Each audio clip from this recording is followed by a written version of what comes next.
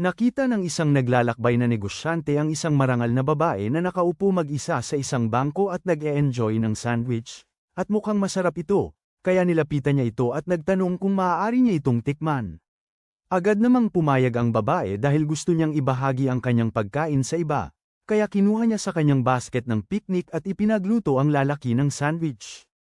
Nang tikman niya ito, tuwang-tuwa siya sa sarap nito. Kaya tinanong niya ang babae kung ibabahagi nito sa kanya ang recipe. Gayunpaman, marahil dapat niya itong tinanong bago niya kinain dahil sinabi ng babae sa kanya na may karne ng lobong may itim na sungay ang sandwich. Nahihiyang nagpaalam ang negosyante at samuka sa tabi ng isang puno dahil hindi pa siya kailanman. Maaaring inasahan na niya na bibigyan siya nito ng sandwich na gawa sa karne ng halimaw. Ang mga Blackhorn ay kilala sa kanilang nakalalasong laman. Kaya iniisip niya na siguro'y nasisiraan ng bait ang babae para basta na lamang kumain nito, pero bagamat maaaring kakaiba siya, hindi siya bobo. Gumugol siya ng maraming pagsisikap para i-proseso ang karne upang maging sapat na ligtas kainin, pero sa ngayon wala pang nagiging bukas ang isip para bigyan ng patas na pagkakataon ang kanyang pagkain. Ilang araw ang lumipas, si Melf ay dumalo sa isang piging at hindi siya makatiis sa napakaraming uri ng karne na nakakain niya.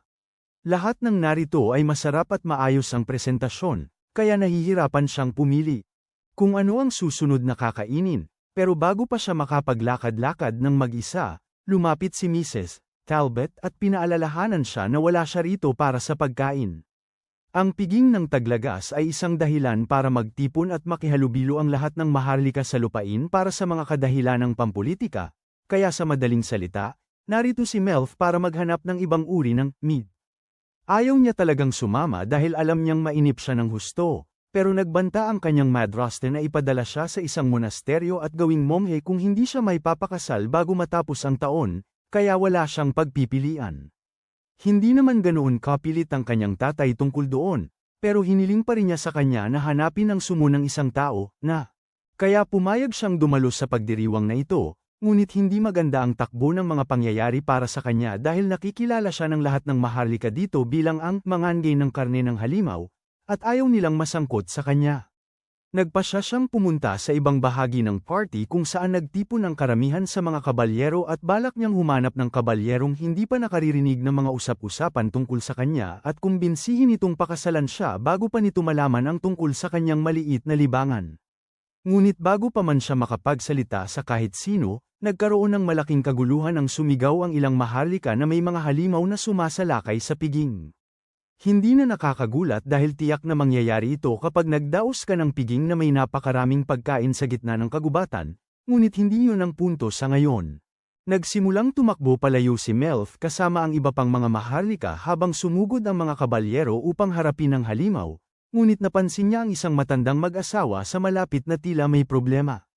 Nilapitan niya sila upang tanungin kung okay lang sila, ngunit bagaman hindi nasaktan ang mag-asawa, nabali ang tungkod ng lalaki, kaya hindi na siya makatayo ng mag-isa.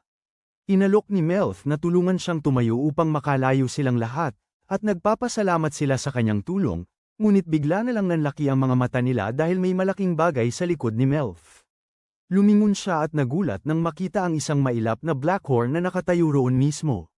May sapat pang oras para tumakbo siya nang hindi siya napapansin ng halimaw, pero kung gagawin niya yon, baka mapahamak pa ang matandang mag-asawa, kaya sa halip ay sumigaw siya para makuha ang atensyon ng halimaw at akitin itong sundan siya palayo sa mga matatanda.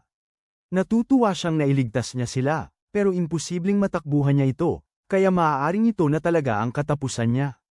Gayunpaman, nang malapit na siyang maapakan, sumugod ang nag-iisang kabalyero at pinugutan ang Blackhorn sa isang mabilis na galaw. Ang pangalan niya ay Roger Galbraith, at kilala siya bilang ang dugong uhaw na duke dahil sa kung gaano siya kalupit sa mga labanan, at tila gustong-gusto talagang magtsismisan ng mga tao dito dahil iniligtas ni Roger ang buhay nilang lahat, pero abala sila sa pagbubulungan kung gaano kita katakot. Kailangan niya siyang pasalamatan tulad ng mga normal na tao. Natahimik si Melf nang mapagtanto na ang lalaking kaharap niya ngayon ay ang sikat na duke na nasisiraan ng ulo sa dugo, at hindi niya sigurado kung totoo ang mga sabi-sabi tungkol sa kanya na isa siyang baliw na mamamatay tao. Pero hindi mahalaga yun sa kanya ngayon dahil sobrang gwapo ni Roger para alalahanin niya pa yun. Tumayo siya at nagpakilala sa kanya, na ikinagulat ni Roger dahil karamihan sa mga babae ay tatakbo na palayo sa kanya sa ganitong sitwasyon. Sakto naman, napansin ni Melf na may tumutulong dugo ng Blackhorn papunta sa bibig ni Roger, at nagmamadali niya itong pinapunas bago niya ito hindi sinasadyang malunok dahil ang dugo. Ang katas ng isang sira na itim na sungay ay lubhang nakalalason sa mga tao, at kahit hindi ito sira, alam niya mula sa kanyang karanasan na ang pag-inom ng hilaw na dugo ng isang hayop ay magdudulot sa iyo ng matinding pagtatae. Hindi alam ni Roger ang sasabihin sa puntong ito dahil hindi pa siya nakakakilala ng isang babae na labis na nakakaalam tungkol sa mga halimaw, at napagtanto ni Melf na maaaring nasindak niya ito sa sobrang pagsasalita. Pinahahalagahan ni Roger ang pag-aalala ni Melf, ngunit mayroon na siyang banal na tubig na handa upang harapin ang anumang posibleng pagkalason sa dugo. Nag-alok pa nga siya kay Melf dahil kahit na malamang na wala siyang nalunok na dugo, walang masama kung mag-iingat. Napansin ni Roger na puno ng dugo ang damit niya, kaya nag-alok siyang dalhin siya sa isang lugar para makakuha ng kapalit. Bagamat pinahahalagahan ni Melf ang alok, sinabi niyang hindi na kailangan. Madaling matanggal ang dugo ng halimaw gamit ang maligamgam na tubig at baking soda, kaya hindi naman nasira ang damit niya, pero hindi iyon ang tinutukoy ni Roger. Karamihan sa mga maharlika ay nadidiri sa isiping magsuot ng damit na nadungisan ng dugo ng halimaw, kaya nagtataka siya kung bakit hindi ito tila nakakaabala sa kanya. Hindi sinasadya, nasabi ni Melf na madalas siyang pumatay ng mga halimaw, kaya sanay na siyang madumihan ng dugo paminsan-minsan. Nagulat si Roger nang malaman na kumakain ng halimaw si Melf at napagtanto niyang sobra na ang nasabi niya, kaya humingi siya ng tawad, pero sa halip na mandiri sa kanya, bumulala sa tawa si Roger dahil naalala niyang may naririnig siyang tsismis tungkol kay Melf na kumakain ng halimaw at hindi siya makapaniwalang totoo nga ito. Ang mga halimaw sa mundong ito ay ibang-iba kumpara sa mga ordinaryong hayop. Dahil sa mahikal na enerhiyang taglay ng kanilang katawan, ang pagkain ng karne ng halimaw ay karaniwang nagdudulot ng pagsusuka at lagnat, kaya kadalasang itinatapon ito, pero palaging iniisip ni Melf na sayang. Wala nang saysayang magtago ngayon. Kaya inamin niya na totoo nga ang mga tsismis, at nakapag tiningnan niya yung mga tapon doon, ang tanging naiisip niya ay kung gaano kasarap ang magiging karne, pero napagtanto niyang kapag sinabi niya yun ng malakas, mas masama pa ang tunog. Sa puntong ito, inaasahan niyang aalis si Roger anumang oras dahil sa pagiging awkward, kaya isinuot niya ang kanyang pinakamaganda. Hindi ko na alam ang gagawin ko, ngiti at naghihintay kung ano ang gagawin niya. Ngunit lumalabas na, nabighani talaga si Roger sa magandang ngiti sa mukha ni Melf na may bahid ng dugo. Sobra kaya halos hindi niya matingnan ang kanyang mga mata, kaya sa halip ay hinawakan niya ang kanyang kamay at sinimulang ilayo siya sa party. Pagkatapos ng ilang sandali, napagtanto ni Roger na marahil ay dapat siyang magsalita upang hindi maging awkward ang mga bagay. Kaya tinatanong niya kay Melf kung masarap ba talaga ang karne ng halimaw. Hindi ito ang unang beses na may nagtanong nito kay Melf, pero kadalasan ay hindi maganda ang kalalabasan kapag sumagot siya ng tapat. Sinabi niya kay Roger na ang karne ng may itim na sungay ay halos kasenglasan ng baka, pero habang ang karamihan ay ngingisian at babaliwalain ang kanyang opinyon bilang kalokohan, si Roger ay tila seryoso sa kanya, at yun ang unang beses para sa kanya, kaya tuwang-tuwa siya. Ipinagpatuloy niya na ang susi para maging ligtas kainin ng karne ay ang pagtanggal ng lahat ng mahika nito, at sinabi niya na madali lang itong gawin habang dinudugo. Kaya tinanong siya ni Roger kung gusto niyang ipagluto siya. Sabi ni Melf, gustong-gusto niya, pero nagbabala siya na ang karne mula sa mga galit na hayop tulad ng pinatay niya ngayon ay medyo masakit sa tiyan kahit maayos ang pagkaluto, kaya kailangan niyang maghintay hanggang sa makakuha siya ng karne na hindi apektado. Sabi ni Roger, inaabangan niya yon. Pero sa ngayon, gusto pa rin niyang ibili si Melf ng bagong damit, kaya inihatid niya siya pabalik sa kanyang tolda. Si Roger ay mas mababa ang ranggo. Lumabas si Chaos para salubungin siya pagdating, at pagkatapos magpakilala ni Melf, siya ay inutusan na para ikuha siya ng bagong damit na pamalit. Samantala, dinala siya ni Roger sa isa sa mga tolda at naghanda ng maliit na paliguan ng mainit na tubig para mahugasan niya ang dugo sa kanyang mukha. Iginigiit ni Melf na hindi na kailangang mag-abala pa siya ng ganito para sa kanya, lalo na't mas marami pang dugo ng halimaw sa kanya kaysa sa kanya. Sinabi niya kay Roger na dapat unahin itong linisin ang sarili, pero yun naman talaga ang plano, at nagsimula na itong maghubad ng kanyang shirt. Wala siyang nakikitang masama dito dahil madalas naman niya itong ginagawa, pero si Melf naman ay labis na nababahala. Nakakita na siya ng mga kabalyerong naghuhubad ng shirt noong mga training session dati, pero iyon ay pa rin tumitibok ng mabilis ang puso niya sa tuwing nangyayari yun. Tinatanong siya ni Roger kung may problema at ayaw magsinungaling ni Melf, kaya inamin niya na humahanga siya sa kahangahangang katawan nito. Hindi masyadong pinapansin ni Roger ang hitsura ng kanyang katawan, pero madalas siyang magsanay para makalaban ng mga halimaw, kaya natural lang na siya ay maging maskulado. Akala ni Melf na astig siya noong pinugutan niya ng ulo ang Blackhorn, kaya tinanong niya kung kaya rin niyang matutunan yon. Sabi ni Roger, kahit sino ay kayang matutunan ang ginawa niya, pero sa kaso ni Melf, hindi pa sanay ang mga braso niya para doon, kaya mas mabuting ipaubaya na lang niya sa kanya ang pakikipaglaban. Tinanong siya nito kung may partikular na halimaw na gusto niyang subukan dahil handa niya itong hanapin para sa kanya, at pagkasabi niya nito, nagliwanag ang mga mata ni Melf dahil napakarami niyang gustong matikman. Ngunit sa sandaling yun, bumalik si Chaos at bahagyang pinagalitan si Roger dahil sa tingin niya ay hindi nararapat na halos hubad ito sa harap ng isang dalagita. Ikinatwiran ni Roger na naghubad lang siya ng kanyang kamiseta para hindi siya lubusang nakabalandra, ngunit kahit na, hindi pa rin yun nararapat. Maya-maya, binihisan si Melf ng damit na inihanda ni Chaos para sa kanya, at gustong-gusto niya ang disenyo nito. Sabi ni Roger, hiniram niya raw ang damit na yun sa Reyna noong nakaraan, at sa tingin niya ay bumagay ito sa kanya. Pero sa buong oras na yun, hawak niya ang ulo ng Blackhorn, at nagulat ang lahat ng kanyang tauhan na parang hindi alintana ni Melf. Karamihan sa mga babae ay mahihimatay kung lumapit sa kanila si Roger na may dala noon, kaya natutuwa silang lahat na sa wakas ay may nakasundo siya. Nang gabing yun, oras na para umuwi si Melf, kaya inihatid siya ni Roger pabalik sa kanyang karwahe. Nagpasalamat siyang muli sa kanya dahil sa pagliligtas ng kanyang buhay at nagpaalam. Sinabi niya sa kanya na sa susunod nilang pagkikita, may espesyal siyang regalo para sa kanya. At sinasabi niya na hindi na siya makapaghintay, pero kung magdadala siya ng halimaw para sa kanya, humihiling siya na hulihin ito ng buhay dahil mas masarap ang karne sa ganitong paraan.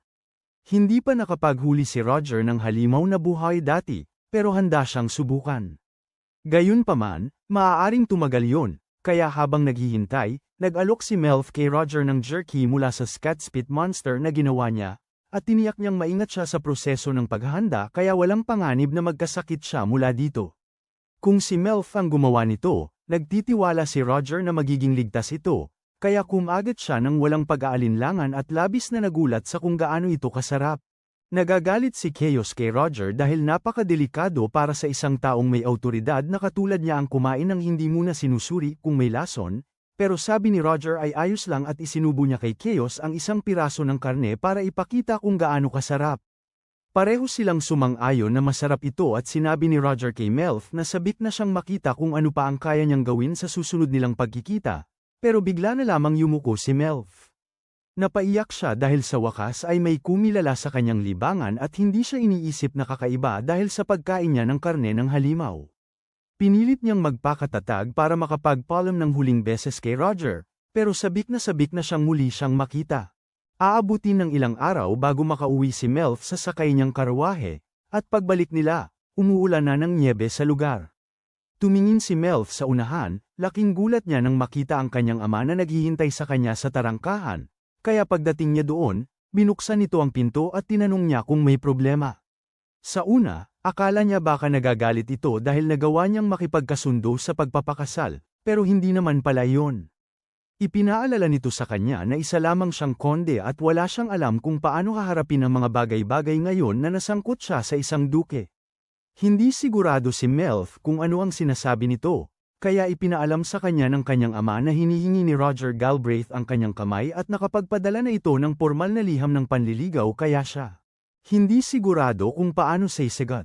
Nakikita ni Melf na naguguluhan ang kanyang ama at sa totoo lang, siya rin dahil alam niyang nagkasundo sila ni Roger sa piging, pero hindi niya akalain na aabot ito agad dito.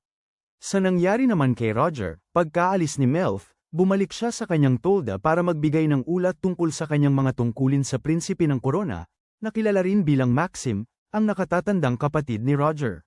Sinabi ni Roger na natapos na ng kanyang mga tauhan ang paglilinis ng lugar para siguraduhing walang nang mapanganib na hayop sa malapit at ang yungib ng halimaw ay natugunan na ng nararapat. Nagpasalamat si Maxim sa kanya sa paggawa ng magandang trabaho, pero hiniling niya kay Roger na itigil ang pagtawag. Siya nang pormal sa lahat ng oras gayong magkapatid naman sila. Ngunit, sabi ni Roger hindi niya magawa yun dahil kahit magkadugo sila, si 17 ang itinalaga bilang prinsipe ng korona at si Roger ay inampun ng pamilya Galbraith, kaya isa na lamang siyang sakop ni Maxim ngayon. Nakikita ni Maxim na hindi basta-basta aalisin ni Roger ang mga formalidad, kaya tinanong nila siya kung may iba pa siyang gustong pag-usapan, tulad na lamang ng isang date niya sa isang cute na babaeng kulay pula ang buhok kamakailan. Nagulat si Roger na alam na pala yun ni Maxim, ngunit sinabi niyang binabantayan niya ang lahat ng pinaggagawa ng kanyang mahal na nakababatang kapatid. Habang abala si Roger, inabot ni Maxim sa basket ng pick na nakuha niya kay Melf at kumuha ng isang piraso ng jerky. Walang pag-aalinlangan, kumagit siya dito at humanga siya sa sarap nito, kaya tinanong nila si Roger kung anong klaseng karne ito. Napabuntong hininga si Roger dahil hindi dapat basta-basta kumakain ang isang prinsipe ng anumang bagay nang hindi muna kinukumpirma kung ano ito. Ngunit dahil gusto niyang malaman, sinabi ni Melf na ang jerky na ito ay gawa sa karne ng scatspit, itong mga maliliit na nilalang. Nakatuklas si Maxim ng isang bagay na nakakaintriga na ang isang halimaw ay kayang tumikim ng ganito kasarap, kaya tinanong nila kung si Melf mismo ang gumawa nito, dahil kung siya nga, maaaring mayroon siyang natuklasan.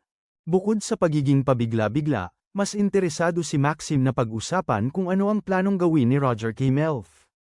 Karaniwan, hindi naririnig na ang anak ng isang konde ay makakasama ang isang duke, pero swerte si Roger sa mga babae, kaya ang makilala si Melf ay maaaring isang minsan sa buhay na pagkakataon para sa isang taong mag-isa tulad niya. Walang interes si Roger na makinig sa panunukso ng kanyang kapatid, kaya sinabi niyang wala na siyang maibabalita at lumabas ng tolda. Nakakairita sa kanya na nakikialam ang kanyang kapatid sa kanyang mga ginagawa sa lahat ng oras, pero inaamin niya sa kanyang sarili na maaaring tama si Maxim. Hindi madalas na may nagpapakita ng tunay na interes kay Roger, lalo na ang isang taong kasing tapang at kaakit-akit ni Melf, kaya kailangan niyang pag-isipang mabuti ang susunod niyang gagawin. Sa huli, napagpasyahan niya na ang pinakamagandang gawin ay tuparin ang kanyang pangako at hulihin ang halimaw na ipinakiusap sa kanya ni Melf para sorpresahin siya sa susunod nilang pagkikita. Samantala, sa bahay ni Melf, abala sila ng kanyang ama sa pagtitig sa liham na nababalutan ng hiyas na ipinadala dito. Sinabi ng ama ni Melf na bago siya bumalik, dumating ang isang mensahero mula sa pamilya ng duke para ihatid ang liham na ito, at nadismaya si Melf na hindi niya nakita ng personal ang Blaze Eagle. Pero hindi yun ang punto dito. Tinanong siya ng kanyang ama kung ano ang nangyari sa pagitan nila ng duke, kaya ipinaliwanag ni Melf na basta na lang siyang inatake ng isang halimaw, kaya sumaklolo si Roger para iligtas siya. Hindi makapaniwala ang kanyang ama na yun lang talaga ang nangyari dahil hindi pa nakita ni Melf si Roger bago ang piging na ito, at ngayon ay hinihingi na siya nito ng kasal. Tiningnan ni Melf ang liham, at mukhang gawa nga ni Roger, dahil binabanggit nito ang lahat ng kasiyahan na naranasan niya kasama si Melf bago siya mag-alok ng kasal, pero hindi maiwasan ni Melf na magtaka kung mayroong ibang pakay dito. Sinabi ng kanyang ama na hindi niya kailangang tanggapin ang alok kung ayaw niya, pero kailangan niyang mag-isip ng napakagandang dahilan para tanggihan ang alok ng duke na magpakasal. Nang gabing yun, tinitignan ni Melf ng mas maigi ang liham na pinadala ni Roger, at napagtanto niya na gustong-gusto rin siguro nito ang karne ng halimaw katulad niya, kaya gusto nitong mapalapit sa kanya para mayroon siyang kasama sa kanyang libangan. Ngunit, habang mahigpit niyang hawak ang liham, napansin niya na parang may lumalabas na mahika mula rito, at biglang lumabas ang isang nakatagong mensahe. Nakasaad doon na bibisitahin siya ni Roger bago matapos ang taglamig, partikular na sa 18 ng buwan, na bukas na nga, kaya nagpapanak na ang tatay ni Melf. Muli, gulat na gulat din si Melf dahil hindi niya akalaing makikita niya itong muli ng ganito kaaga. Hindi pa rin siya sigurado kung ano ang balak nito, pero walang saysay na mag-alala tungkol doon ngayon. Kinabukasan, pumunta ang madraste ni Melf sa kanyang silid para gisingin siya, at nabigla ito na nakasuot pa rin si Melf ng kanyang damit tulog sa ganitong oras. Gumawa siya ng dahilan at sinabing hinihintay lang niya si Celia para tumulong sa pagpili ng damit, pero sa totoo lang, nagising lang siya 1 minuto bago dumating si Celia. Kung ikukumpara sa ibang madrasta, hindi naman masyadong masama si Celia kay Melf, pero hindi rin siya mabait. At hindi niya pinalalagpas ang pagkakataong suriin ang bawat desisyon na ginagawa ni Melf. Alam niyang siya ang nagpumilit na maghanap si Melf ng mapapangasawa sa lalong madaling panahon, pero tinatanong niya ito kung ano ang iniisip nito at pinili ang duking tila masungit sa lahat ng tao. Wala man lang pakialam si Melf sa lahat ng sinasabi ni Celia, kaya tumatayo lang siyang tahimik habang binibihisan siya ng kanyang mga katulong, pero bigla siyang nakarinig ng malakas na ingay ng labanan sa labas, kaya dali-dali niyang binuksan ang bintana at nakita ang isang kawan ng mga dragon na galing sa yelo na papalapit. Karaniwan ang mga dragon na galing sa yelo dito, kaya napagtanto ni Melf na ito siguro ang sugo ni Roger, at ilang sandali lang ay lumipad ito malapit sa bintana ni Melf at sinabi sa kanya na narito siya para hingin ang kanyang kamay. Binanggit din niya na dala niya ang Reg Along ipinangako niya sa kanya noong nakaraan at tuwang-tuwa siyang marinig yon.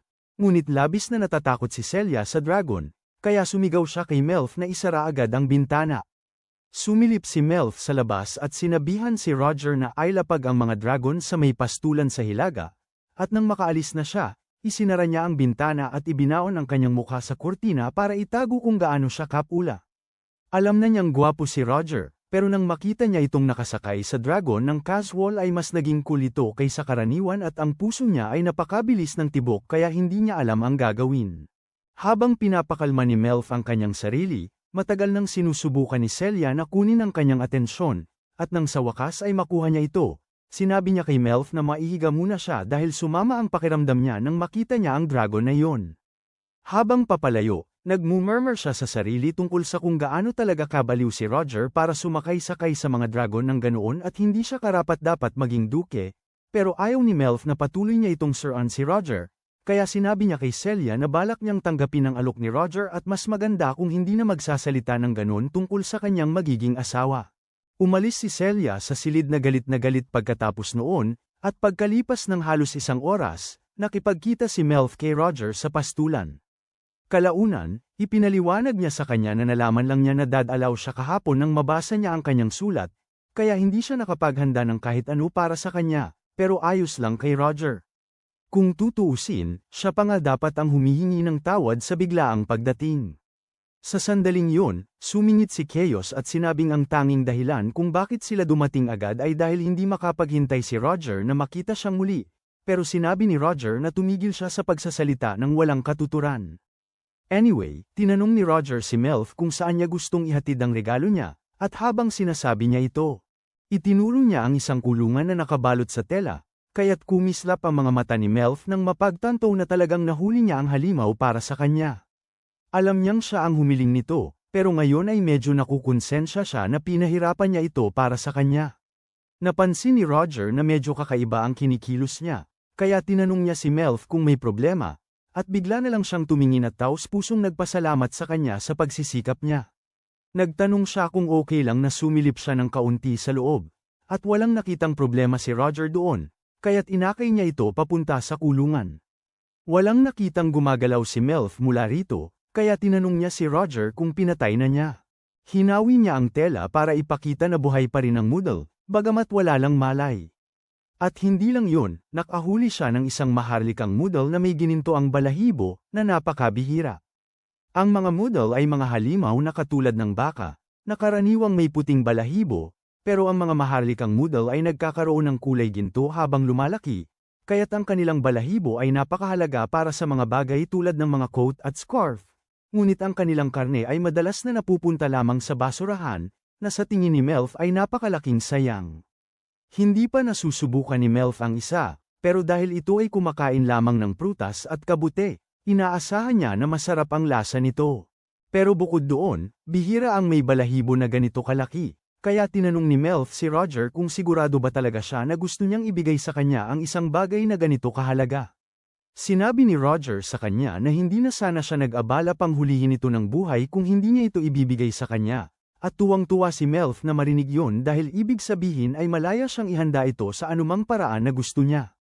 Hindi niya maipahayag kung gaano siya kasaya dahil kay Roger, at halata na nakikita siyang ganito ay ikinahiya ni Roger, kaya sina Chaos at ang iba pa ay nanatili lang sa likod at hinayaan siyang magkaroon ng kanyang sandali.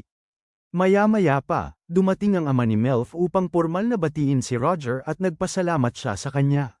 Sa paglalakbay ng malayo papunta rito, paumanhin ni Roger sa biglang pagdating, pero sabi niya gusto niyang malaman ang sagot sa panukala niya bago magtaglamig. At si Melf ay nasa sabik sa Moodle kaya halos nakalimutan niyang narito si Roger para hingin ang kamay niya para pakasalan.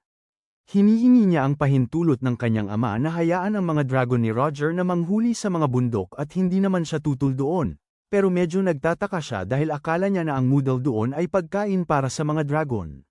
Gayunpaman, sinabi ni Melf sa kanya na ang Moodle ay para sa kanya.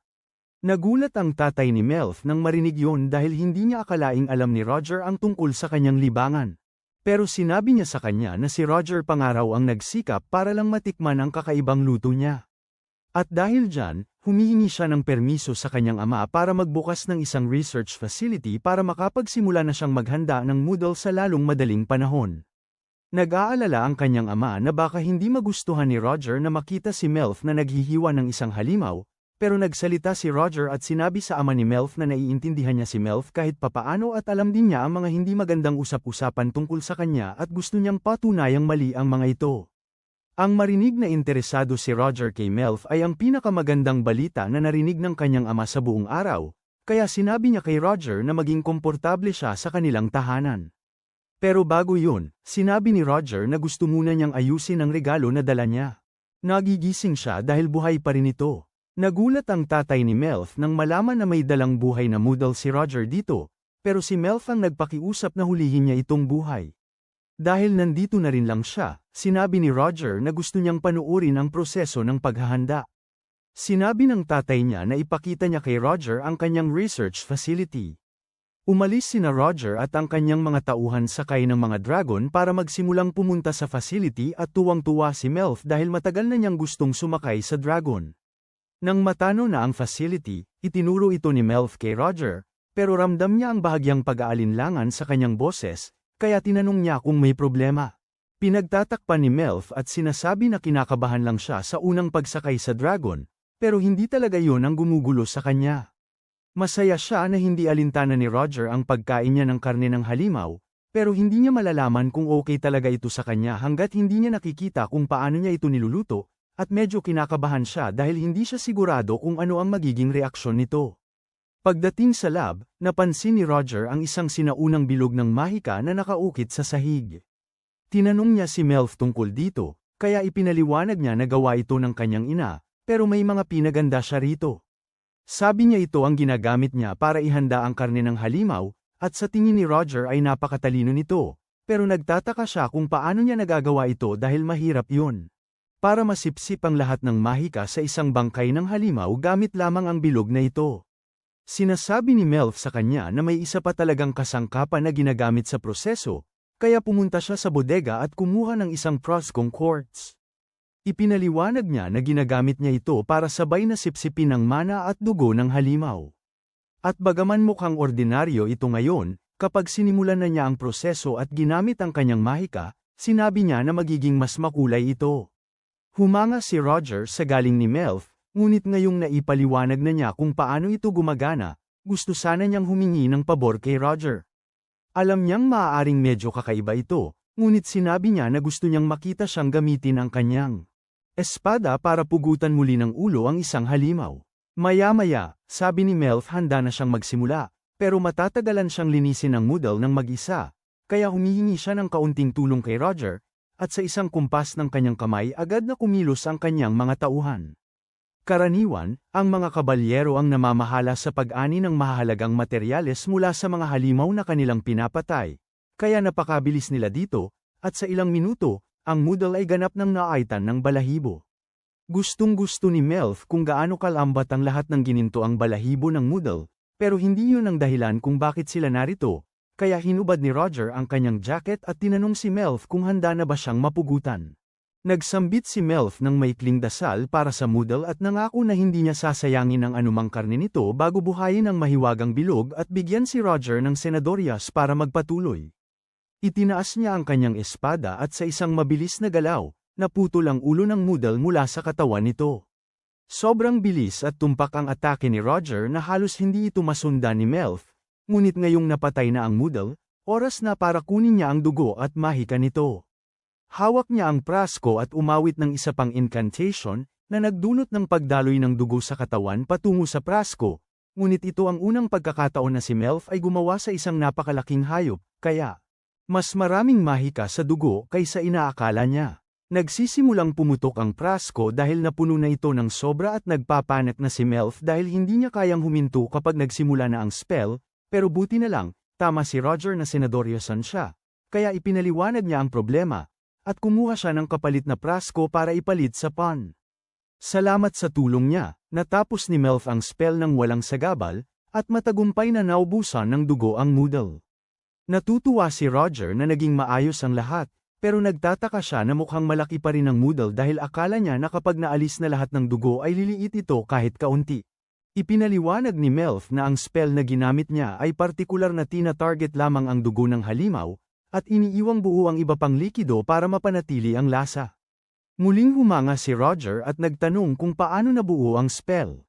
Ipinaliwanag ni Melf na 17 taon na ang nakalipas, ang rehiyong ito ay nakaranas ng matinding tagutom. Daan-daang tao na ang namatay sa gutom dahil mahirap ang lupa dito at halos hindi mataba ang lupa, kaya nagsimulang magsaliksik ang ina ni Melf ng mga paraan upang magamit ang maraming populasyon ng halimaw dito. Medyo komplikado pa ang proseso sa ngayon, ngunit kung mapapadali pa ito ni Melf, kahit sino ay magagamit ito, at babaguhin ito ang mga halimaw mula sa isang panganib na istorbo sa isang mahalagang pagkukunan ng pagkain. Kaya naman pinili ni Melf na tanggapin ang hamon pagkatapos pumanaw ang kanyang ina, ngunit inaamin niya na nag-e-enjoy din siya sa pagtikim ng mga bihirang halimaw paminsan-minsan. Nakikita ni Roger na marangal ang layunin ni Melf, pero may isa pa siyang tanong na gusto itanong. Itinaas niya ang prasko ng mahiwagang dugo at tinanong kung ano ang balak niyang gawin dito. Sabi ni Melf ginagamit lang niya ang mahiwagang enerhiya mula dito para magsimula ng apoy at paganahin ang mga ilaw, at ito ay dapat tumagal ng mga 2 buwan bago niya kailanganing mag-refill, ngunit nagulat si Roger na yun lang pala ang ginagamit niya rito. Tinanong ni Melf kung may ibang paraan para gamitin ito, at biglang humagalpak ng tawa si Roger nang mapagtanto na wala talaga siyang ideya kung ano ang nagawa niya. Ipinapaliwanag niya na nagawa ni Melf ang isang bagay na pinaghirapan din ng mga mahiko ng Royal Court sa loob ng maraming taon. Nakahanap siya ng paraan para kunin at itago ang dalisay na asensya ng mahika sa isang bote, at sa maling kamay, ang ganitong bagay ay maaaring gamitin para gumawa ng mga sandata na may malaking pinsala. Wala siyang kamalay-malay na gumagawa pala siya ng parang mga bomba, pero sabi ni Roger ay walang problema dahil alam niyang hindi siya mananakit ng kahit sino. Natutuwa lang siya na totoo ang mga tsismis tungkol sa pag-inom niya ng dugo, dahil sa kung gaano kabigani. Ang buhok niya, nagsisimula na siyang mag-alala na baka vampira siya. Napahiya si Melf sa papuri ni Roger, at hindi niya alam ang sasabihin, kaya't hindi niya napag-isipan, nagsimula siyang magsalita tungkol sa kung gaano kagila si Roger nang sumakay siya sa kanyang dragon kanina, hanggang sa pareho silang mapahiya at tumayo na lamang doon sa katahimikan. Naging mahirap itong panuorin, kaya't sumingit si Chaos at pinaalalahanan ng dalawa na marami pang dapat gawin, kaya't nahihiya silang lumayo. Pagkalipas ng ilang sandali, lumapit si Melf kay Roger na may permit sa pangangaso. Ipinakain ni Roger ang mga lamang loob ng Moodle sa kanyang dragon, ngunit hindi pa ito sapat para sa kanila, kaya kailangan niyang lumabas at manghuli ng mas maraming halimaw bago sila maging mapili. Sa pagkakataong yun, kumukulo ang tiyan ni Roger, senyales na gutom na rin siya, kaya kahit na dapat sana'y maghintay sila hanggang hapunan, iminungkahi ni Melf na hindi naman siguro masama kung tikman nila ang ilang piraso ng karne ngayon. Kumuha silang dalawa ng ilang hiwa ng karne, at nang magsisimula na sana silang magluto, naalala ni Roger na may dala siyang espesyal para sa okasyong ito. Inilabas niya ang isang slice meal at sinabi kay Melf na subukan niya para matikman niya ang isang maliit na piraso, at namangha siya sa kombinasyon ng mga lasa nito. Ipinaliwanag ni Roger na ninakaw niya ito sa kanyang head chef bago siya umalis ng bahay, at tila ito ay pinaghalong iba't ibang pampalasa, kaya bagay na bagay sa karne. Inihahanda ni Roger at Melf ang dalawang tuhog at halos naglalaway sa pananabik habang hinihintay itong maluto, pero habang nakatayo sila doon, sumulpot si Chaos at nagtanong kung ano ang ginagawa nila. Sinubukan itong takpan ni Roger at sinabing walang nangyayari dito, pero klaroong naamoy ni Chaos ang masarap na bango na nagmumula rito, kaya walang may tatago. Naalala naman ni Roger ang hunting permit na nakuha niya kanina, kaya kinuha niya ito at sinubukang paalisin si Chaos sa pamamagitan ng pag-uutos na kumuha ito ng mga halimaw para sa mga dragon. Sabi ni Chaos na masaya niyang gagawin yon, pero gusto niyang sumama si Roger sa kanya dahil ito ang pinakamagaling nilang mandirigma. Sinusubukan ni Roger na umiwas sa pamamagitan ng pagsasabing abala siya kay Melf dito, ngunit kinukonsensya siya ni Chaos sa pamamagitan ng pagtatanong kung anong klaseng commander ang nagpapakasasa sa merienda habang nagugutom ang kanyang team. Sa huli, pumayag si Roger at sinabing gagawa rin siya ng isaw para kay Chaos, ngunit itinuro naman ni Chaos na narito ang buong team, kaya napilitan si Roger na gumawa para sa bawat isa sa kanila. Ilang minuto ang lumipas, tapos na ang isaw ni Roger. Pero sinabi ni Chaos na hindi pa niya yun makakain dahil kailangan pa raw itong tikman para matiyak na walang lason. Dahil dito, si Chaos ang unang tumikim, at kahit inaasahan niyang masarap yun, mas naging masarap pa ang karne kaysa sa inaasahan niya. Sabi niya, hindi raw lasang ligaw na hayop, at sa katunayan, halos natutunaw raw sa bibig niya sa bawat kagat. Natutuwa si Melf na naging masarap ang karne, pero dahil sa paglalarawan ni Chaos kung gaano kasarap ang karne, mas nagugutom pa si Roger kaysa kanina. Sinabi niya kay Chaos na bilisan na niyang ipahayag na ligtas kainin ang karne, pero gusto siyang asarin ni Chaos, kaya sinabi niya kay Roger na hindi pa siya sigurado kung talagang ligtas ang karne dahil aabutin pa ng ilang oras bago magdulot ng problema sa tiyan ng Mahika, pero ayaw nang maghintay ni Roger ni ng kanyang mga kabalyero. Sobra na rin ang pagkabagot ni Melf, kaya sinabi niya sa mga sundalo na tapos na siya sa paghihintay, pero kung may magkasakit man dahil sa karne, gagawin niya ang lahat para ipaghanda sila ng gamot. Sapat na yun para panatagin ang loob nila, kaya kumuha silang lahat ng tuhog at kumain. Tuwang-tuwa ang lahat sa lasa, lalo na si Melf dahil ito ang pinakamasarap na karne ng halimaw na natikman niya. Lumapit si Roger kay Melf at sinabing napakagaling niya dahil napasarap niya ang karne ng halimaw. Sinubukan niyang sabihin na nagawa niya lang yun dahil sa pananaliksik ng kanyang ina. Pero sinabi ni Roger na huwag siyang magpakumbaba dahil wala siyang kilalang ibang makagagawa ng ginawa niya. Paminsan-minsan, kumakain si Roger at ang kanyang mga kabalyero ng karne ng halimaw kapag nauubusan sila ng supply sa misyon, pero palagi itong masama ang lasa dahil hindi nila alam kung paano ito lutuin ng maayos. Pagkatapos, tinanong niya ang kanyang mga tauhan kung ano ang opinyon nila sa talino ni Melf, at lahat sila ay sumang-ayon na isa siyang henyo sa pagluluto. Naghanda ang grupo ng ilang karagdagang isaw para sa lahat, at kukukuha na sana si Roger ng kanyang ikatlong isaw nang biglang tinawag ni Melf ang kanyang pangalan. Akala niya ay papagalitan siya dahil sa pagkain ng sobra bago ang hapunan, kaya sinabi niya na kaya pa rin niyang ubusin ang kanyang pagkain mamaya, pero hindi yun ang gusto niyang pag-usapan. Sinabi niya kay Roger na babalik na siya sa lab, at gusto niya siyang sumama sa kanya. Sinundan ni Roger si Melf papasok, at dinala siya nito sa isang lumang silid na may maraming gamit niya sa pananaliksik na nakakalat. Nagpaumanhin siya sa kalat doon, pero sabi ni Roger na normal lang sa mga laboratorio ng pananaliksik na medyo magulo, kaya hindi siya nababahala.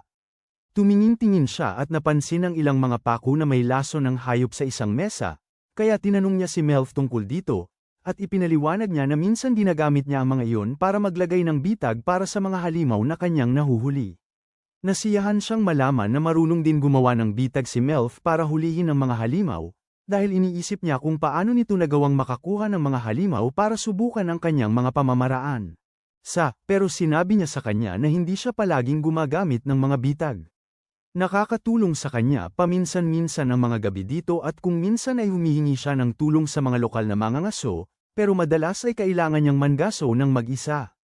Nagulat si Roger nang marinig yun. Kaya tinanong niya kung hindi ba sang-ayon ang mga tao dito sa kanyang pananaliksik. Sinabi ni Melf na tama siya, pero wala siyang magagawa sa paniniwala nila dahil natural lang sa mga tao na ayawan ang ideya ng pagkain ng karne ng halimaw. Kahit noong nailigtas ng kanyang ina ang nagugutom na masa sa pamamagitan ng pagluluto ng karne para maging makain ito, lahat ng mga nakaligtas dahil sa kanyang pagsisikap ay itinatanggi na ang karne na kinain nila ay galing sa mga halimaw. Naniniwala sila na bawal kumain ng halimaw, kaya hindi nila kinikilala ang pananaliksik. Pinamumunuan ni Melf, at iniisip ni Roger na dapat ay matatag siya para magpatuloy sa kanyang pananaliksik sa kabila ng pangungutya ng mga tao sa paligid niya. Pero sa totoo lang, nakakaapekto rin sa kanya minsan ang mga sinasabi nila. Kung ganoon nga, hindi naman sa sinasabi ni Roger na dapat siyang tumigil, pero tinatanong niya kung bakit nag-aabala pa si Melf na ituloy ang pananaliksik gayong walang tumatanggap nito. Humarap siya kay Roger at tinanong kung natatandaan niya ang pangyayaring naganap 17 taon na ang nakalipas. Sabi niya, imposibleng makalimutan niya yon dahil iyon ang buong dahilan kung bakit siya inampon sa pamilya Galbraith. Kung ang pinagmulan ni Melf ay may kaugnayan sa pangyayaring yon, alam niyang magiging mahirap para sa kanya. Para pag-usapan, kaya hinawakan niya ang kamay niya at inakay siya papunta sa sofa para hindi niya kailangang tingnan siya sa mga mata habang nagsasalita siya. Ipinaalala niya kay Melf na pumunta siya roon para hingin ang kamay niya, kaya nag-aral siyang mabuti tungkol sa pamilya niya, at may ideya siya tungkol sa kontrobersya sa paligid ng kanyang pananaliksik, pero sabi niya na ayaw niyang sumuko siya rito. Sinabi niya sa kanya na kung magpapakasal sila, sa pamamagitan ng yaman mula sa pamilya Galbraith, makakapagpatuloy siyang walang hadlang sa paggawa.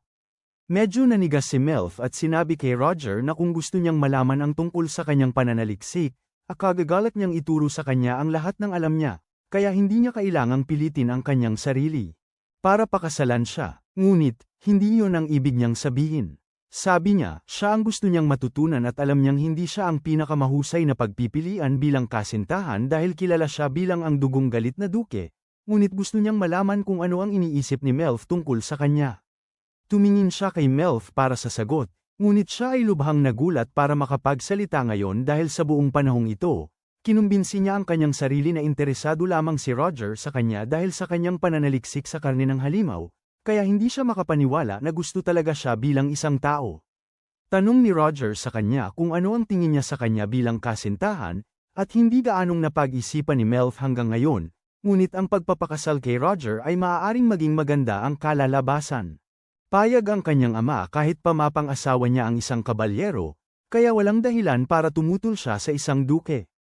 At saka, kapag naiisip niyang makakasama niya araw-araw ang isang lalaking tulad ni Roger, mabilis na pumipintig ang puso niya.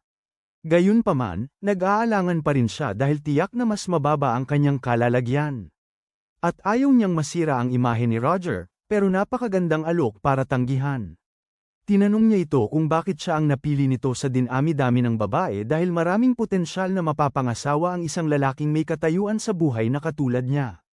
Kahit pa magpakasal sila, nagdududa siya na papayag ang pamilya ni Roger dahil bagamat hindi gaanong kalat ang negatibong pananaw tungkol sa karne ng halimaw sa Galbraith, walang gustong mayugnay sa mga usap-usapan tungkol kay Melf.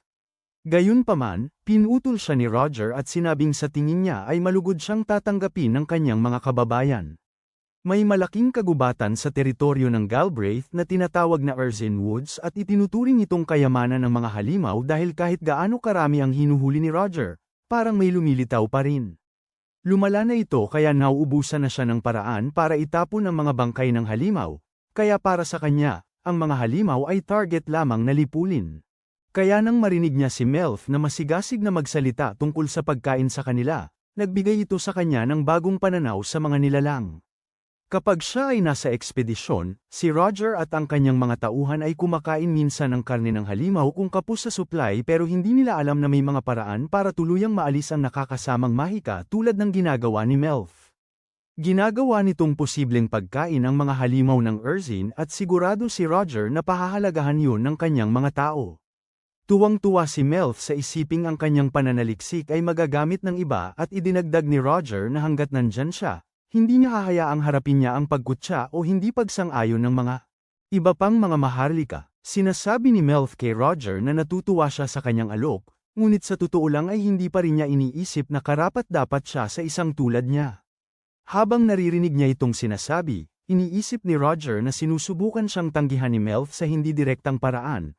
Ngunit ayaw niyang mag-iwan ng puwang para sa mga komplikadong hindi pagkakaunawaan, kaya hinawakan niya ang kanyang kamay at sinabi sa kanya na ang ibig niya lang sabihin ay hindi niya alam kung paano gawin ang karamihan sa mga bagay na magagawa ng ibang mga dalaga, ngunit hanggat ayos lang sa kanya, ikalulugod niyang pakasalan siya. Ang kanyang tanging tunay na talento ay nakasalalay sa kanyang pananaliksik, ngunit kahit papaano, Dahil ang mga tungkulin ni Roger ay nangangailangan sa kanya na regular na pumatay ng mga halimaw, maaari niyang gawing masasarap na pagkain ang mga bangkay na iyon. Para sa kanya para hindi masayang. Saka lang, dumating si Claude, isa sa mga bantay ni Melf, para ipaalam kay Roger na naghihintay ang ama ni Melf sa kanya sa kastilyo, kaya tinapos nila ang kanilang usapan at naghanda ng umalis. Paglabas ni Melf sa pinto, sumandal si Claude at sinabi sa kanya na maaaring hindi magandang talakayin ang mga sensitibong impormasyon tungkol sa teritoryong ito sa isang taong kilala niya sa loob lamang ng 48 oras at isinaalang-alang ni Melf ang kanyang pag-aalala. Habang naglalakad ang tatlo sa hallway, napansin ni Roger na tila nag-iingat si Claude sa kanya.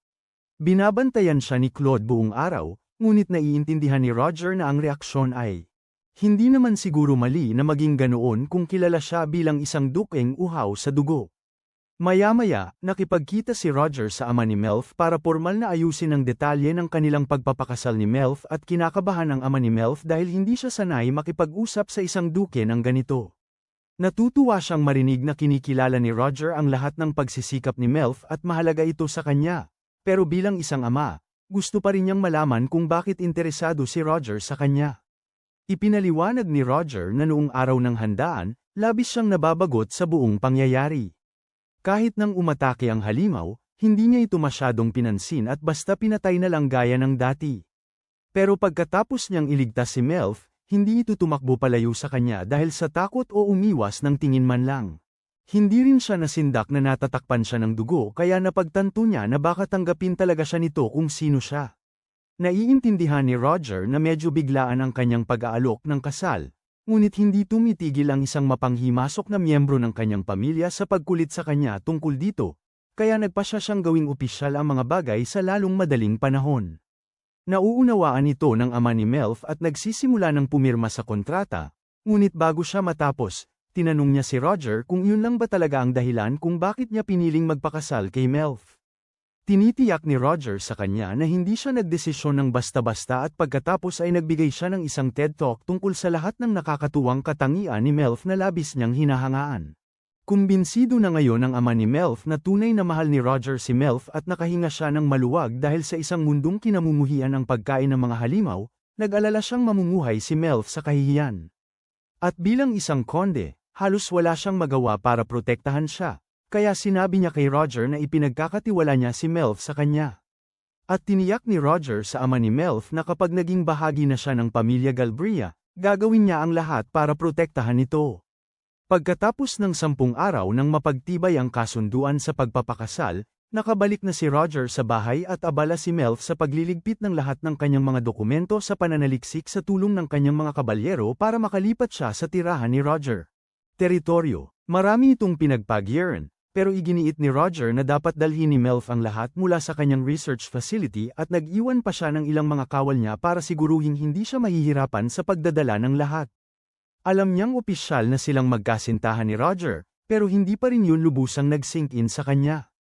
Pagkatapos mapirmahan ang kontrata sa kasal, siniguro pa ni Roger na lagyan ito ng malakas na mahika para ipakita ang kanyang pangako kay Melf, pero alam niyang pagtatawanan siya ni Chaos dahil sa kanyang pagiging romantiko, kaya hiniling niya na itago niya yon. Isang nakaaantig na sandali yon, pero nagsisimula ng maasiwa ang ama ni Melf sa panunood ng lahat.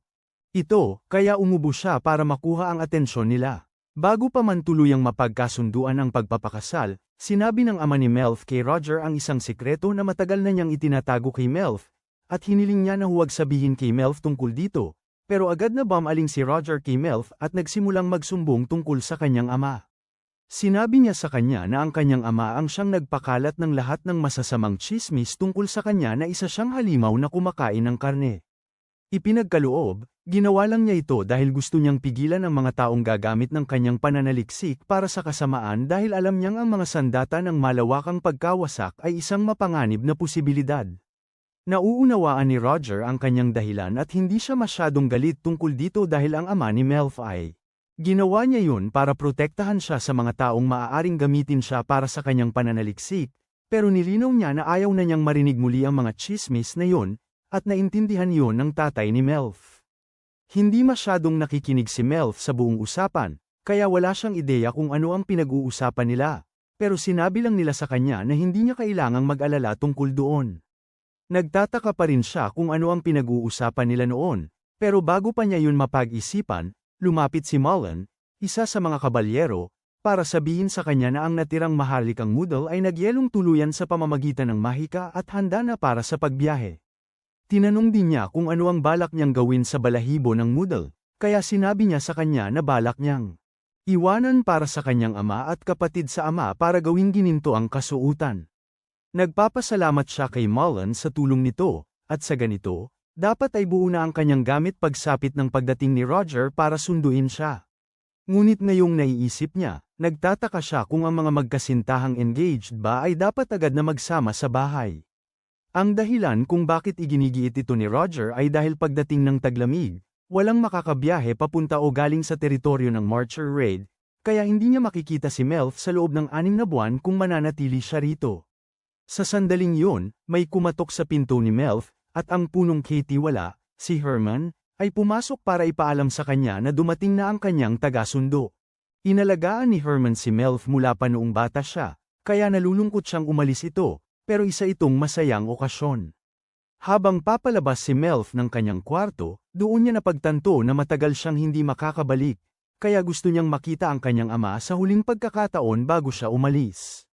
Nagtungo siya sa kwarto nito at kumatok sa pinto, pero pagpasok niya, nakita niya si Celia na nakaupo sa sopa at naghihintay sa kanya.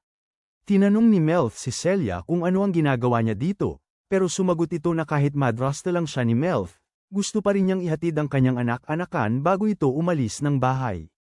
Tinanong ni Melf kung nasaan ang kanyang ama, kaya sinabi ni Celia na nasa labas ito at tinitingnan kung lahat ng gamit ni Melf ay inaayos ng maayos ang mga bagay. Wala talagang gustong sabihin si Melf kay Celia, kaya sinusubukan niyang panatilihing maikli ang usapan at magpaalam sa lalong madaling panahon, pero biglang humalakhak si Celia at sinabing hindi niya alam kung paano nagawang akitin ni Melf ang isang duke, pero gusto niyang linawin na ang kanyang anak ang nag-iisang tagapagmana ng pamilyang Marshall Raid. Sinabi ni Melf na naiintindihan niya yun, at halata naman dahil literal siyang nag-aasawa palabas ng pamilya, kaya wala siyang dahilan para mag-alala. Sinabi ni Celia kay Melf na kahit itakwil siya ni Roger, hindi siya tatanggapin pabalik dito, at doon, sinabi ni Melf na natutuwa akong hindi ko na kailangang titigan pa ang pagmumukha mo, sa. At least yun ang gusto niyang sabihin, pero sa halip, magalang na lang siyang nagpaalam at lumabas ng silid dahil ayaw niyang magdulot ng anumang gulo. Pagkatapos, nagtungo siya sa patio kung saan katatapos lang ng kanyang ama, at tinanong siya nito kung handa na siyang umalis. Sinabi niya kay Melf na bagay sa kanya ang kanyang coat, at nagdulot ito sa kanya ng maraming alaala dahil iyon ang coat na suot ng ina ni Melf, si Elise, nung ikinasal ito sa kanya. Wala man lang ideya si Melf na dating pag-aari ng kanyang ina ang coat na yon, pero dahil galing siya sa timog, siguradong nagulat siya sa malamig na taglamig dito. Naalala ng ama ni Melf kung gaano kasabik si Elise na maglaro sa niebe sa unang pagkakataon. Dito, sobra-sobra pa nga na samobra siya at nagkasakit di kalaunan. Napatawa si Melf dahil hindi niya alam na ang nanay niya ay ganito kasimple minsan kaya ninanais ng tatay niya na makapagbahagi pa ng maraming kwento tungkol sa nanay niya sa kanya. Ngunit ilang sandali lang dumating si Roger at sinabing narito siya upang sunduin si Melf. Tinanong siya nito kung sigurado siyang dala niya ang lahat ng kailangan niya dahil may malaking tumpok pa ng gamit doon, pero sinabi niya na mga unang draft lang yun ng kanyang mga materyales sa pananaliksik, kaya wala na itong gaanong silbi sa kanya. Tinanong ni Roger kung okay lang na ipasunog ang mga ito dahil ayaw niyang mapunta ang kanyang pananaliksik sa maling kamay at sinabi ni Melf na ayos lang sa kanya. Pagkatapos noon, bumaling si Roger sa ama ni Melf at sinabi sa kanya na isasama na niya ang anak niya, kaya tinulungan niya itong sumampa sa likod ng kanyang dragon at naghandang umalis. Malungkot ang tatay ni Melf na makita siyang umalis, pero at least babalik siya para bumisita pagdating ng tagsibol sa susunod na taon. Gayunpaman, sinabi ni Roger sa kanya na balak niya talagang panatilihin si Melf sa kanya hanggang sa araw ng kanilang kasal sa Taglagas. Ngayon lang ito naririnig ng tatay ni Melf, kaya tinanong niya si Roger kung ano ang gagawin niya tungkol sa pangangailangan upang mapang-asawa ang isang miyembro ng pamilya Galbria. Sinabi ni Roger na balak na niyang ibigay kay Melf ang lahat ng kailangan niya, kaya hindi na kailangang mag-alala ang tatay ni Melf tungkol doon. Dahil siguradong mahirap para sa kanila na sunugin ang lahat ng lumang pananaliksik ni Melf, sabi ni Roger siya na ang bahala dyan. Itinuro niya ang tumpok ng basura at gumamit ng mahika, na nagpasiklab dito ng naglalakihang haligi ng apoy. Mula sa lupa, sumigaw si Claude na sobra na ang ginawa ni Roger sa lakas ng apoy at humingi siya ng tawad, pero gusto lang naman daw niyang magpasikat kay Melf. Nagpasalamat din siya kay Claude sa pag-aalaga kay Melf sa lahat ng oras na ito at nakikita niya ang malaking potensyal niya bilang isang kabalyero, kaya sinabi niya kay Claude na malugod siyang tinatanggap na magtrabaho sa orden ng mga kabalyero ng Galbraith kung gusto niya. Gusto naman talaga niya na hinahawakan ng buhok niya, pero nakakahiya pa rin para sa kanya. Kaya siya'y naguguluhan. Nang lumaon ang gabing yun, si Roger at ang iba pang mga kabalyero ay nilalagyan ng mga ilaw na kumikinang ang kanilang mga dragon para hindi sila mawala sa isa't isa. At nakita ito ni Melf na nakakaintriga dahil sigurado siyang mula sa ibaba, ang mga dragon ay tiyak na magmumukhang mga bumabagsak na bituin sa mga tao.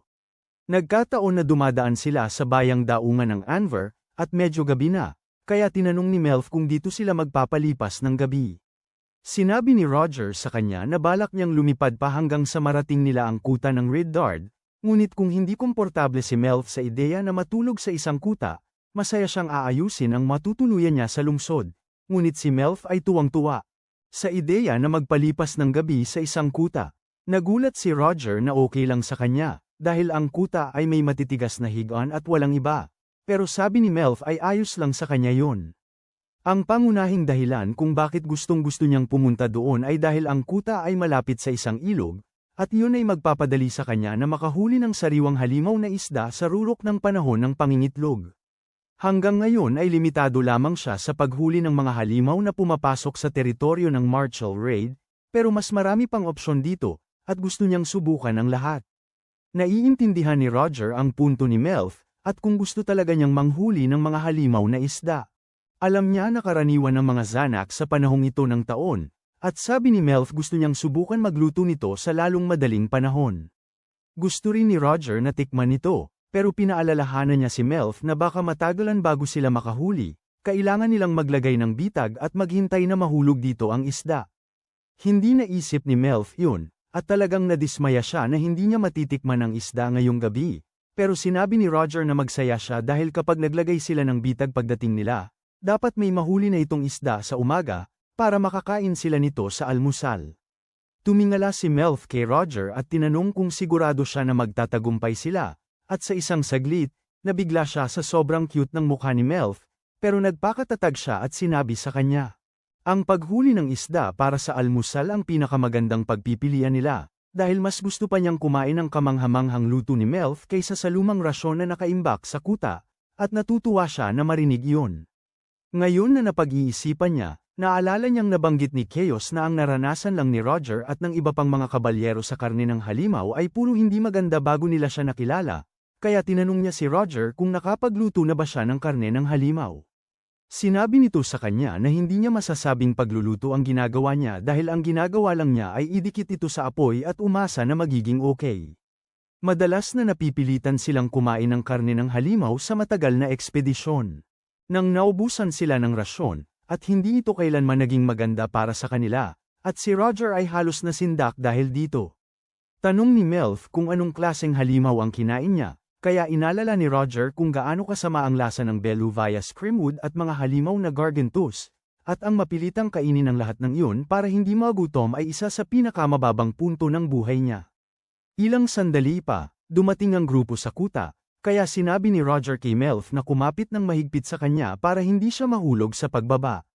Pagkarating nila sa lupa, lumabas ang mga gwardya na nakatalaga sa kuta para salubungin si Roger at ang kanyang sa mga lalaki at tanungin kung gusto niya ang kanyang karaniwang tuluyan. Gayunpaman, ipinaalam sa kanila na may kasamang espesyal na panauhin si Roger ngayon, kaya kailangan nilang ipareserba ang kanlurang bahagi ng kuta para sa kanila. Ang mga gwardya ay masayang sumunod, ngunit nagbabala sila na wala silang mag-agarang maya-alok dito. Samantala, pinakiusapan ni Roger si Melf na ilabas ang mga bagay na kakailanganin nila, ngunit pagkatapos mag-isip ng kaunti, sinabi niya kay Melf na hindi pa huli upang ayusin ang ilang tuluyan sa dahil ngayong nandito na siya, napagtanto niya na ang lugar na ito ay masyadong simple para sa isang babaeng katulad niya. Gayunpaman, tiniyak ni Melf sa kanya na hindi talaga ito problema dahil sa kanyang research lab noon. Dati siyang nakakatulog sa sahig palagi, kaya ang pagpalipas ng gabi sa isang kuta ay hindi malaking bagay para sa kanya. At saka, sabi niya gusto niyang magpalipas ng gabi dito dahil nakakagaan ng loob sa kanya na alam niyang malapit si Roger. At si Roger ay natuwa at masaya nang marinig niya yun.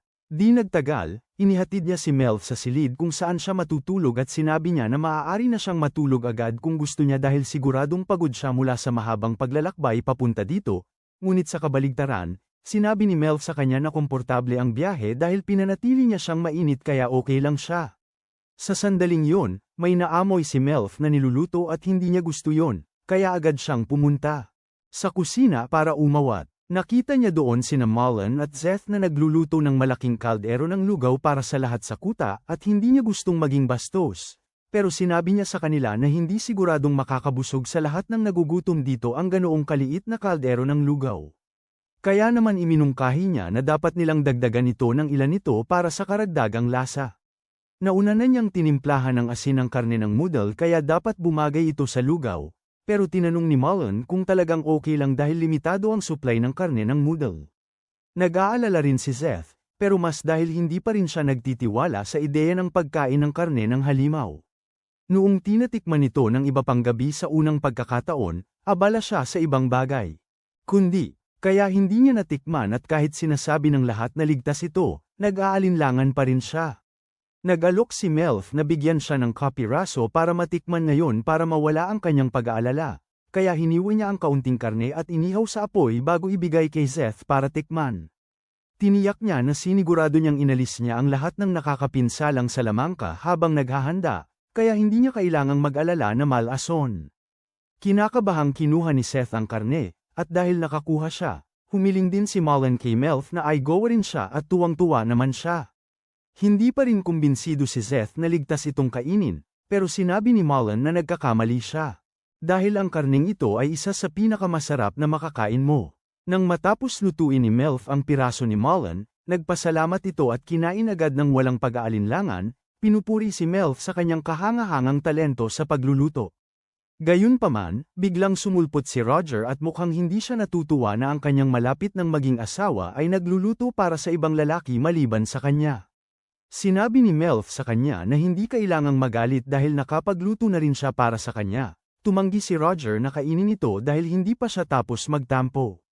Ayaw ni Melf na masayang ang karne, kaya naalala niya noong tumanggi kumain ang kanyang nakababatang kapatid at kung paano siya pinapakain ng katulong noon, kaya naisipan niya. Gawin din yun kay Roger. Sinabi niya sa kanya na bamuka ng malaki at nagulat si Roger kaya hindi niya sinasadyang ibuka ang kanyang bibig at sinamantala ni Melf ang pagkakataon na ilagay ang karne doon. Tinanong niya si Roger kung ano ang palagay niya at inamin niya na nagustuhan niya talaga ang karne kaya hindi na siya masyadong galit. Dahil nakakain na sina Roger at Mullen, nagpa siya si Zeth na gawin din yun at nagulat siya sa kung gaano ito kasarap. Natuwa si Melf na marinig na gusto niya ito, ngunit marami pa ring dapat gawin. Kaya humingi siya ng tulong sa paghalo ng karne ng noodle sa lugaw. Pagkatapos ng gabing yon, habang natatanggap ng mga kabalyero ang kanilang mga pagkain, lahat sila ay namangha sa kung gaano kasarap. Ang lasa ng karne at talagang nagpapalakas ito ng kanilang loob. Natutuwa si Melf na parang nagugustuhan ng lahat ang kanilang pagkain at pinuri siya ni Roger sa paghahanap ng paraan para sumarap ang lugaw. Sinabi ni Melf na wala naman siyang ginawang espesyal, tinadtad lang niya ang ilang karne ng noodle at ginawang maliliit na cubes at pinirito bago niya hinalo sa lugaw. Gaano man ka-simple yun, humanga pa rin si Roger sa kanyang pagluluto. At sa pag-iisip niya, lahat dito ay nakakain na maliban kay Melf, kaya iniabot niya ang isang katsarang lugaw at sinabi niyang ngumanga. Namula ang pisngi ni Melf nang mapagtanto niya ang ginagawa ni Roger at ginawa nga niya ito para mas maaga, pero ngayong siya na ang nasa sitwasyon, napagtanto niyang nakakahiya pala. Sinubukan niyang sabihin sa kanya na kaya niyang kumain ng mag-isa, pero pinilit ni Roger na siya na ang magsubo, kaya pumayag na lang siya at hinayaan siyang subuan. Nagustuhan niya talaga ang lasa, kaya sinabi niya kay Roger na kaya niyang ubusin ang pagkain ng mag-isa, pero hindi pa nasiyahan si Roger, kaya sinabi niyang umanga siya para sa susunod na subo. Pagkatapos subuan si Melf, sinabi ni Roger na may gusto siyang pag-usapan. Sinabi niya na gusto niyang itigil na ni Melf ang sobrang formal na pagtawag sa kanya at ngayon na pinag-iisipan ni Melf, napansin niyang madalas niyang gamitin ang titulo ni Roger kapag kinakausap niya ito. Ngunit dahil magkasintahan na sila ngayon, hindi na kailangan ng ganong mga formalidad, kaya pumayag siya na tawagin na lamang siya sa kanyang pangalan. Ang marinig niya na binibigkas ang kanyang pangalan ng may paglalamang ay musika sa tainga ni Roger. Ngunit biglang nagliwanag ng kulay ginto ang kanyang mga mata at napangiwi siya sa sakit. Nag-alala si Melf at humingi ng tulong upang masuri si Roger, ngunit habang tumatakbo si Mullen papalapit, sinabi ni Roger na hindi na kailangan mag-alala. Nawalan lamang siya ng kontrol sa kanyang mahika sandali, at kahit na medyo sumasakit ang ulo niya ngayon, sinabi niyang ayos lang siya. Nagsimulang mag-alala si Melf na baka ito ay dahil sa pagpapakain niya ng karne ng halimaw, ngunit tinitiyak ni Mullen sa kanya na hindi ito kasalanan niya. Sadyang napakalakas lang ng mahika ni Roger at kaya ng katawan niya na mag-imbak ng mas marami kaysa sa karaniwang tao, ngunit mayroon pa ring limitasyon kung gaano karami ang kaya niyang itago ng sabay-sabay, kaya kailangan lang niyang ilabas ang ilan dito at babalik ka sa normal agad.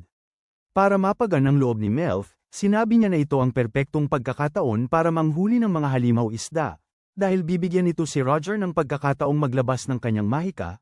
Kaya sabi niya aalis siya sa unang oras sa umaga at sabi ni Mullen sasama siya. Gayunpaman, hindi pa rin maiwasan ni Melf na mag-alala para sa kanya dahil sa pagkakaroon ng napakalakas na mahika, mas marami ang kailangang ilabas ni Roger kaysa sa karaniwang tao. Parehong ang mga halimaw at mga tao ay may mahika sa loob ng kanilang katawan, at katulad ng mga halimaw, kung ang isang tao ay mag-ipon ng maraming mahika sa kanilang katawan sa loob ng mahabang panahon, maaari itong magdulot ng lason at magpabaliw sa kanila. Ito mismo ang kondisyon na dinanas ng ina ni Melf bago siya namatay, at natatakot si Melf na baka ganoon din ang mangyari kay Roger. Isa sa mga huling alaala ni Melf sa kanyang ina ay ang panunood sa kanya habang unti-unting humihina sa kama noong bata pa siya, at kahit na sinubukan ng kanyang ina na magpakatatag sa harap ni Melf, halata na hindi magiging maganda ang kahihinatnan niya. Ipinaliwanag ng ina ni Melf sa kanya na ipinanganak siyang may malakas na kapangyarihang mahika, kaya madalas nawawala sa kontrol kung hindi niya ito maalis sa lalong madaling panahon, kaya nagkakalagnat siya at napapahiga na lang. Nagtanong si Melf kung mayroon siyang maitutulong at nang makita niya ang kabaitan ng kanyang anak, napangiti ang ina ni Melf, pero sa kasamaang palad, huli na ang lahat. Hindi nagtagal, namatay ang ina ni Melf at nagkaroon ng libing para sa kanya. Pero nagsimulang magkalat ng tsismis ang lahat ng inimbita na namatay ang ina ni Melf dahil sa pagkain niya ng karne ng halimaw, at hindi matanggap ni Melf iyon dahil alam niya ang totoong nangyari. Ang spell ng kanyang ina para kunin ang mahika mula sa karne ng halimaw ay hindi kumpleto noong oras, at sa isang pangyayari, nasipsip ng katawan niya ang mahika ng halimaw, na siyang sanhi ng kanyang tuluyang pagpanaw. Gustong-gusto ni Melf na panuorin ang kanyang ina na gawin ang spell, at ayaw niyang sayangin ang lahat ng hirap ng kanyang ina, kaya't nagpasya siyang ipagpatuloy ang pananaliksik bilang pagpupugay sa kanya. Natuklasan niya kalaunan na dahil mas mahina ang katawan ng tao kumpara sa mga halimaw, mas malaki ang panganib na mamatay dahil sa naipong mga lason ng mahika, lalo na kung palaging nakalantad sa mga lason na iyon. Kung nalaman niya ito noon pa, maaaring nabalon niya ang kanyang ina at nailigtas ang kanyang buhay, ngunit huli na ang lahat. Kaya nagpasya siyang gawin ang kanyang makakaya upang siguraduhin. Parehong kapalaran ay hindi sinapit ni Roger. Nagising si Melf sa kama, at nagtataka siya kung paano siya napunta rito dahil ang huli niyang natatandaan ay naglalakad-lakad siya, sinusubukang mag-isip ng paraan para tulungan si Roger. Sa huli na pagtanto niya na nakatulog siguro siya sa sahig, kaya malamang nahanap siya ni Roger at binuhat papunta sa kama, at hindi siya makapaniwala na nailagay niya ang sarili niya sa nakakahiyang sitwasyon. Bumangon siya sa kama at nagsimulang hanapin si Roger, at natagpuan siya sa huli na umiinom ng tsaa sa dining area. Tinanong niya ito kung okay lang ba siya, at tiniyak ni Roger na maayos lang talaga siya. Ang kanyang kapangyarihang mahika ay malayo pa sa antas ng paggawa ng lason, kaya wala siyang malubhang mga sintomas, at para patunayan yon, idinikit niya ang kanyang noo sa noo ni Melf para ipakita na wala siyang lagnat. Nabunutan ng tinik si Melf na hindi nagkalagnat si Roger, pero nag-aalala siya dahil ang lamig-lamig ng katawan nito. Ipinapaliwanag niya na nabasa siya nang subukan niyang hulihin ang halimaw na isda na nabanggit niya kagabi, at may punto yon. pero nakukonsensya si Melf na kinailangan pang lumabas si Roger sa gitna ng Magino na gabi dahil sa hiling niya. Tanong niya kung gusto niyang makita ang isdang nahuli niya, at umoo siya, pero sa ngayon, mas nag-aalala daw siya kung paano papainitin si Roger. Hinayla siya ni Roger palapit at sinabing ang pagdikit nila ay makakatulong para magpainit siya, at ang mukha niya. Namumula sa hiya noong una, pero gustong-gusto niya palang malapit kay Roger, kaya wala siyang reklamo. Tinanong ni Melf kung napatay na ni Roger yung isda, pero sabi niya hindi pa at sinabi sa kanyang lumalangoy pa rin ito sa metal na bitag na inilagay niya sa ilog. Tuwang-tuwa si Melf nang marinig yon, at dahil malapit na rin mag-umaga, sabi niya gusto na niyang simulan agad ang paghahanda ng Zanes, at nagustuhan naman ni Roger ang ideya, kaya sabi niya sasama siya, pero tumutol si Melf dahil nahihiya siyang hindi pa nakakatulog si Roger dahil buong gabi siyang nanghuli ng Zanes. Siniguro naman niya na okay lang siya. Pero kung gusto talaga siyang pasayahin. Gusto niya talaga ng yakap ngayon. Namula si Melf at sinabi niyang hindi pa siya naliligo, kaya marumi pa siya. Pero sabi ni Roger, ayos lang sa kanya dahil pagkatapos ng lahat ng ginawa niya para hulihin ang isda, malamang mas marumi pa siya sa kanya. Tumalikod si Melf dahil sa hiya, at sinamantala ni Roger ang pagkakataon na yakapin siya mula sa likod, na ikinataranta niya. Sakto namang dumating si Seth, at awkward siyang binati ni Melf, kaya binati rin siya nito, pero pagkakita niya sa sitwasyon, parang nakakaabala siya, kaya tumalikod na lang siya. Makalipas ang ilang sandali, nang gising na ang ibang mga kabalyero, ipinaalam ni Melf sa kanila na balak niyang simulan ng ihanda ang mga Zanes mula sa almusal, pero may pupuntahan siya. Para kumuha ng harina at mantika para sa kanya dahil gusto niyang subukang balutan at prituhin ang isda. Nag-alok si Seth na kumuha ng mga sangkap, at habang ginagawa niya yon, lumabas sina Melf at Roger para makapagsimula silang maglakad papunta sa ilog. Tinanong ni Roger si Melf kung mayroon na siyang lahat ng kailangan niya, at kinumpirma niya ito, masayang ipinapakita sa kanya ang mga ginawa niyang magic circle sa ilang oil paper. Nagulat si Roger dahil nagtataka siya kung paano balak ni Melf kunin ang mahika mula sa isda dito sa labas. Ipinaliwanag niya na balak niya sanang gumawa ng magic circle sa tabi ng ilog, ngunit malamang natatangayin ito ng tubig, kaya ito ang pinakamagandang alternatibo. Maya-maya pa, dumating sila sa ilog, pero sinabi ni Roger kay Melf na lumayo ng kaunti dahil medyo mapanganib pa rin ang Zanes. Inutusan niya ang mga kabalyero na hilahin ang lambat, at nagbabala siya na mag-ingat dahil malakas ang mga halimaw na isda kapag nasa tubig, at isang sipa nito ay maaaring makabali ng buto. Habang nagbibigay ng utos si Roger kung paano ito iaahon ng ligtas, natulala si Melf sa pagkalalaki at pagiging matatag ni Roger sa mga ganitong sitwasyon. Hindi nagtagal, hinayla ang Zanes sa ibabaw ng tubig, at nang makita itong mabuti ni Melf, nagulat siya dahil mas malaki ito kaysa inaakala niya. Nakakita na siya ng mga larawan nito dati, pero mas kahanga-hanga ito sa personal, at gustong-gusto niya talagang makita ng malapitan, pero pinigilan siya ni Roger. Kahit gustong-gusto niyang makita si Melf na ganun kasigasig, pinaalala niya na madaling mapunit ng mga Zanes ang braso niya kung lalapit siya masyado, kaya mas mabuting huwag na lang sumugal. Basta, ngayong wala na sa tubig ang isda, tinanong ni Roger si Melf kung handa na siyang pugutan ito ng ulo, pero laking gulat niya nang magtaas ito ng espada at sabihin siya ang gustong gumawa. Akala niya dahil isda lang naman ito, baka kaya niyang pugutan ito, pero sobrang bigat pala ng espada para sa kanya, at sa laki ng Zanes, napagtanto niya na hindi niya ito mapupugutan ng maayos sa ganitong paraan. Sinabi ni Roger sa kanya na huwag masyadong malungkot dahil kailangan ng maraming ensayo para maging bihasa sa espada, kaya sa ngayon, maaari niyang ipaubaya na lang sa kanya ang maruming trabaho. Gayunpaman, sa kabila nito, hindi pa siya nakapatay ng isda, kaya tinanong niya si Melf kung may mga hakbang ba siyang kailangang sundin. Tumayo si Melf at sinabi sa kanya na una, kailangan niyang takpan ang mata ng mga Zanes.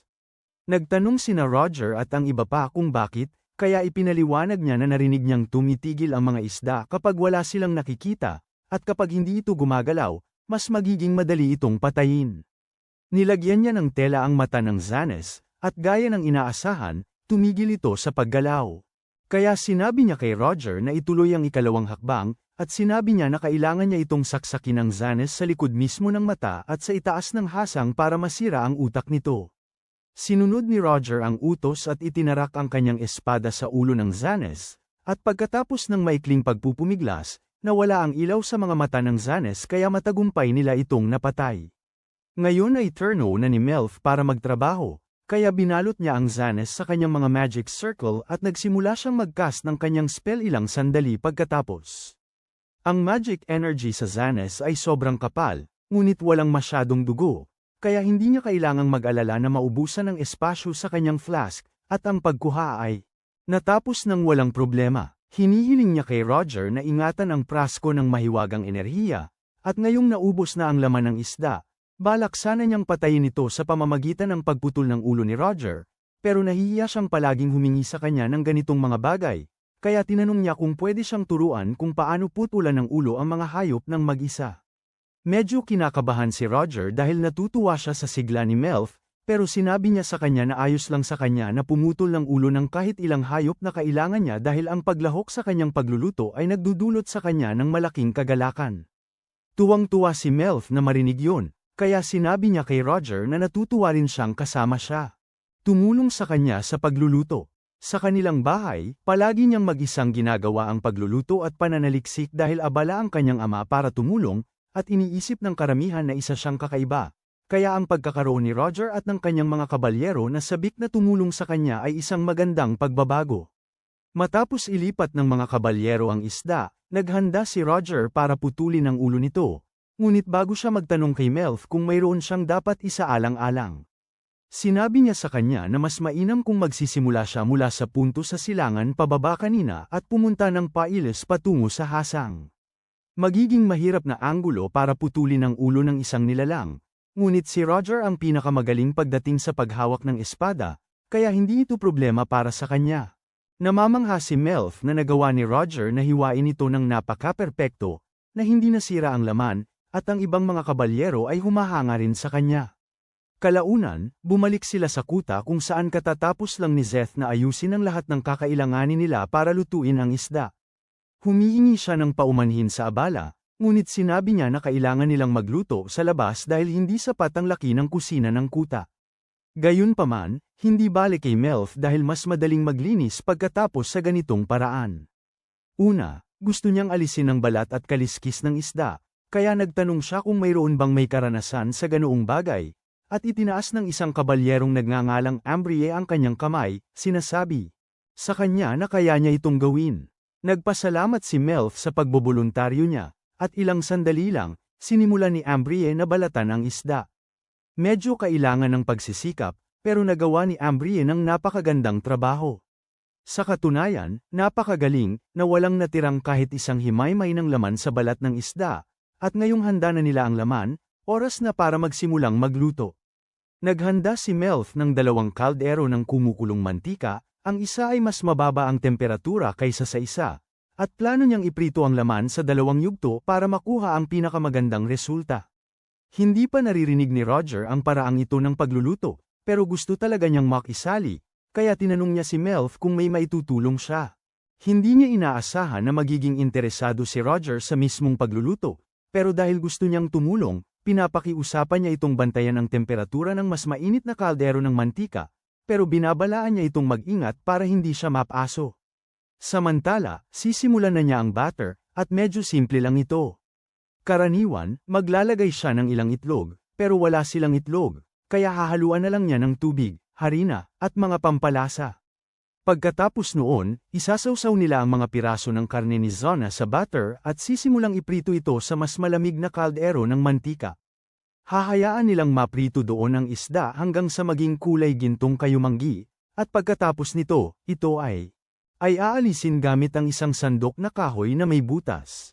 At sa huli, tatapusin nila sa pamamagitan ng pagprito ng mga piraso ng isda sa mas mainit na mantika para maging malutong sa labas, habang mananatiling malambot sa loob.